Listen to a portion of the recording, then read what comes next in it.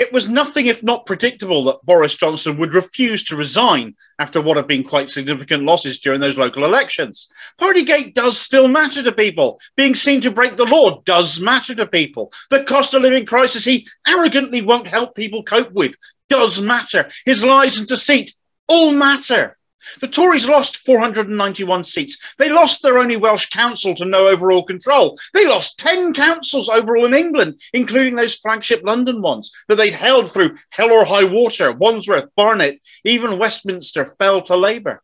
These are significant, albeit largely symbolic losses. They matter to the Tories. They will demoralise them. They've been told in no uncertain terms that they've had a kicking. Yet Johnson still refuses to resign. And actually, these losses should have been a lot higher than they were.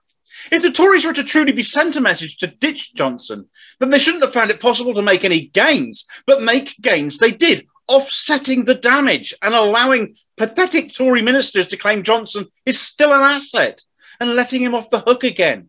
Labour claimed those big three councils in London off the Tories, but they managed to lose Harrow to the Tories, right next door to Barnet.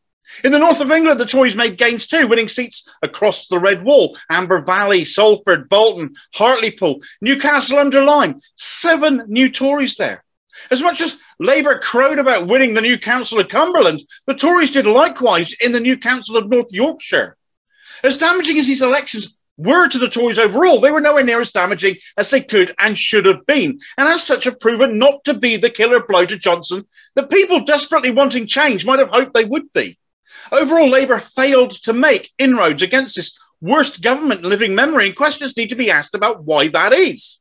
Did selling themselves as local Conservatives help in some areas to distance themselves from Johnson? Maybe, but Johnson and his supporters will still look at those results and take credit for them.